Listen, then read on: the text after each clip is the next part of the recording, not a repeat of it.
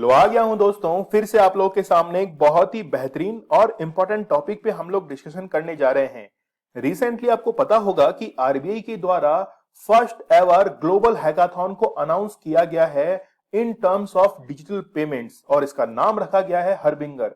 जानेंगे हम लोग कि ये नाम क्यों रखा गया है और आरबीआई के द्वारा इसके लिए एक प्राइज मनी भी डिसाइड की गई है। जो भी व्यक्ति इसमें फर्स्ट पोजीशन हासिल करेगा उसको 40 लाख रुपए की प्राइज मनी और जो व्यक्ति रनर अप रहेगा उसको 20 लाख रुपए की प्राइज मनी दी जाएगी। तो क्या आप और हम जो हैं वो इस हैकाथॉन में पार्टिसिपेट कर सकते हैं और यदि कर सकते हैं तो उसके लिए क्या क्राइटेरिया है। बढ़ते हम लोग आगे। सबसे पहले एक रिपोर्ट के बारे में हम लोग बात करेंगे जो कि ये बताती है कि भारत का डिजिटल पेमेंट 2025 तक 71.7% तक ग्रो करेगा और इसके साथ में ही भारत जो है वो टॉप 10 कंट्रीज के अंदर फर्स्ट पोजीशन हासिल कर लेगा। भारत की इकोनॉमी वैसे तो टॉप 10 के अंदर शामिल है, लेकिन डिजिटल पेमेंट्स के अंदर इंडिया फर्स्ट पोजीशन पर रहेगा, चाइना सेकंड पर, साउथ कोरिया थर्ड पर, थाईलैंड और फिर यूके। आप लोग ढूंढ रहे होंगे यूएसए को। जी बिल्कुल, यूएसए जो है वो टॉप 5 कंट्रीज में तो नहीं है, लेकिन टॉप 10 कंट्रीज में जरूर उसने जगह बनाई है। यहां पर कंट्रीज को देखकर आपको लग गया होगा कि सारी की सारी डेवलपिंग कंट्रीज हैं। तो डेवलपिंग कंट्रीज के अंदर डिजिटल पेमेंट्स इतना ज्यादा बढ़ रहा है कि वो अब डेवलप्ड नेशंस की ओर बढ़ रही हैं। लेकिन इसी पेमेंट को सेफ और सिक्योर करने के लिए भारत के सेंट्रल बैंक के द्वारा एक हैकाथॉन जो है वो आयोजित करवाया जा रहा है, जिसके रजिस्ट्रेशन 15 नवंबर से शुरू होने वाले हैं। सबसे पहले हम लोग इस नाम पर गौर करेंगे, हरबिंगर। हरबिंगर का मीन्स होता है कि भविष्य के अंदर ऐसी कोई घटना घटने वाली है इन टर्म्स ऑफ इकोनॉमी जिससे मानव क्षति जो है वो पहुंच सकती है। ये जो नाम है ये मैक्सिमम हॉलीवुड मूवीज का रखा जाता है। तो यहां पर एग्जाम में आपको यहां से आइडेंटिफाई करना है ये आरबीआई जो लिखा हुआ है। बात करते हैं हम लोग इसकी थीम की। तो इस बार थीम जो है वो रखी गई है स्मार्टर डिजिटल पेमेंट्स।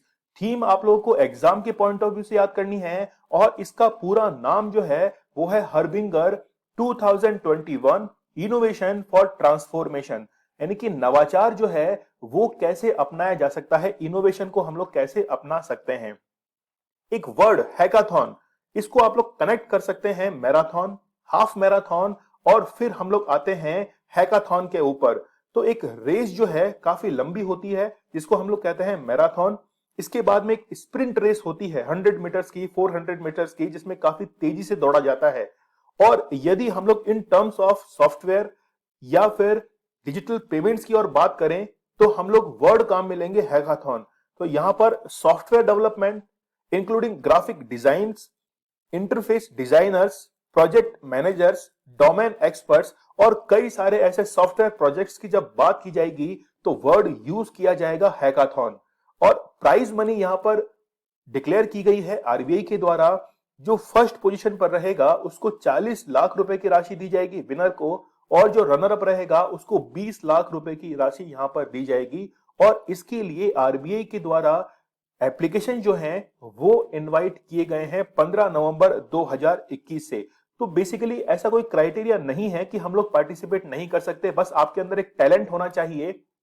आप ऐसा एक सॉफ्टवेयर डेवलप कर सकते हैं जैसे यूपीआई पेमेंट सिस्टम है जो कि पेमेंट सिस्टम को, डिजिटल पेमेंट सिस्टम को सेफ और सिक्योर बनाए। तो आप लोग भी जो है वो इसके अंदर पार्टिसिपेट कर सकते हैं। बेसिकली यहां पर नीड है identify and developed solution to make digital payments. आपको पता होगा कि कई सारी फिनटेक कंपनीज जो हैं जैसे पेटीएम है, अमेजन पे है, गूगल पे है, फोन पे है, पेपल है, ये सारी फिनटेक कंपनियां कहलाती हैं। और 2020 के अंदर सबसे ज्यादा डिजिटल ट्रांजैक्शंस हुए थे पेटीएम की तरफ से, फिर अमेजन पे के दर्ज किए गए थे 52% और गूगल पे 48%। लेकिन एक सिटीजन जब भी डिजिटल ट्रांजैक्शन करता है तो उसको हम लोग कहते हैं रियल टाइम डिजिटल ट्रांजैक्शन। वो कितना सिक्योर हो सकता है, इसी के लिए ही ये हैकाथॉन जो है वो कंडक्ट करवाया जा रहा है। बात करें हम लोग रिपोर्ट्स की तो रिपोर्ट के अंदर इंडिया जो है वो फर्स्ट पोजीशन पर है, जिसमें इंडिया के द्वारा 25.5 बिलियन रियल टाइम ट्रांजैक्शन जो हैं वो किए गए हैं। और इसमें भारत के बाद दूसरा जो स्थान है वो है चाइना का, जिसके द्वारा 15.7 बिलियन ट्रांजैक्शंस किए गए हैं। इन डेटास को हम लोग यूज कर सकते हैं मेंस के एग्जाम में, जैसे सिविल सर्विसेज का मेंस कंडक्ट होने जा रहा है रिसेंटली जनवरी के अंदर। इसके बाद में पीसीएस के मेंस में ऐसा डेटा यदि यूज किया जाता है तो हमारी आंसर राइटिंग बहुत ही बेहतरीन होती है। हम लोग बात करें 15.6% जो है वो है इंस्टेंट पेमेंट्स का और 22.9% जो है वो है इलेक्ट्रॉनिक पेमेंट। तो दोनों जो है वो यहां पर आप लोग देख सकते हैं। इसके साथ में ही पेपर बेस्ड पेमेंट जो है वो होता है 61.4%। लेकिन हम लोग बात करने जा रहे हैं डिजिटल पेमेंट्स की, तो भारत के बाद फिर चाइना है और 6th पोजीशन पर हम लोग देख सकते हैं नाइजीरिया। तो ये भी एक डेवलपिंग नेशन है, तो नाइजीरिया जो है वो 6th प्लेस पर है, जापान 7th प्लेस पर है, ब्राजील जो है वो 8वें नंबर पर है। और हम लोग बात कर रहे थे यूएस की, तो यूएस 9वें नंबर पर पहुंच चुका है, जिसका ट्रांजैक्शन 1.2 बिलियन ट्रांजैक्शन यूएस के द्वारा किए गए हैं। और टॉप 10 में 10वें नंबर पर मैक्सिको पहुंच चुका है। तो सारे आपको रैंकिंग यहां पर ध्यान रखनी है अकॉर्डिंग टू एग्जाम। तो पेमेंट्स फ्रॉड जो है वो भी हम लोगों को समझने की जरूरत है, क्योंकि बेसिकली इसी का तो सॉल्यूशन चाहिए, तभी तो एप्लीकेशन जो है वो आरबीआई के द्वारा इनवाइट की गई है। यहां पर कार्ड रिलेटेड जो फ्रॉड्स हैं वो मैक्सिमम देखे गए हैं कोविड-19 के टाइम पीरियड के अंदर। और इसके साथ ही जो रियल टाइम पेमेंट होता है उसमें भी 2019 के मुकाबले 2020 में ज्यादा जो है वो ग्रोथ देखी गई है। तो ये बड़ा घातक हो सकता है भारत, जो कि विश्व में दूसरी सबसे बड़ी जनसंख्या रखता है, उसके लिए। लेकिन फ्रॉड के अंदर कितना राइज हुआ है वो हम लोग देख सकते हैं कि कॉन्फिडेंस ट्रिक जो है उसमें इंक्रीज हुआ है 12.5% से 13.7% तक। आइडेंटिटी थेफ्ट जो है वो 6% से राइज हुआ है 11.6% तक। और सबसे ज्यादा जिसको यूज किया जाता है वो है डिजिटल वॉलेट, और ये वॉलेट हैक हुए हैं 4.4% से राइज होकर 6.2% ऐसे डिजिटल जो वॉलेट्स हैं ये हैक हुए हैं। तो इन्हीं को रोकने के लिए, सेफ और सिक्योर करने के लिए आरबीआई के द्वारा ये हैकाथॉन अब जो है वो ऑर्गेनाइज करवाई जा रही है।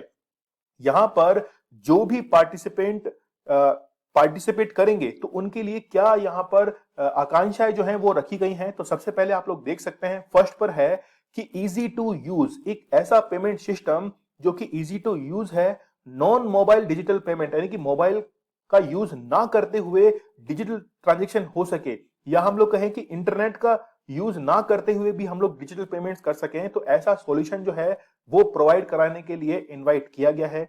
इसके साथ में ही रिटेल पेमेंट्स, आपको पता है कि रिटेल पेमेंट्स काफी छोटे होते हैं, 50 रुपीज का, 100 रुपीज का, 500 रुपीज का, तो इसको भी सिक्योर करने के लिए इनवाइट किया गया है।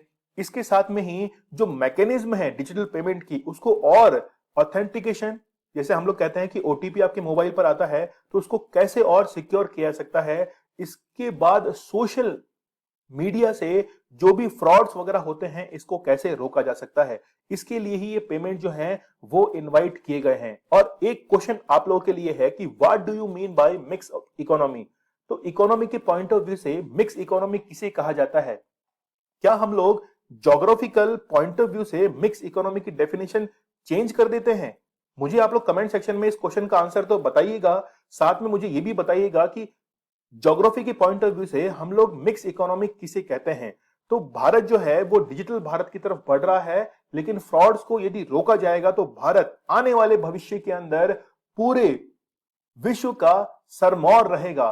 ठीक है, तो आप भी योगदान कीजिए डिजिटल ट्रांजैक्शंस के अंदर, लेकिन फ्रॉड से बचकर रहिएगा। आप लोग मुझे इंस्टा पर फॉलो कर सकते हैं, जो भी आपकी क्वेरीज है मुझे पूछ सकते हैं। इसके साथ में ही लेक्चर की पीडीएफ विद आंसर्स आप लोगों को दीपक इंदौरा ऑफिशियल टेलीग्राम चैनल पर अवेलेबल करवा दी जाती है। स्टडी ग्लोज आप लोगों के लिए बहुत ही बेहतरीन कंटेंट लेकर आता है। नॉलेज इज पावर, ये हमारी टैगलाइन है। तो चलिए हम लोग नेक्स्ट लेक्चर में मिलेंगे बहुत ही बेहतरीन नॉलेज के साथ।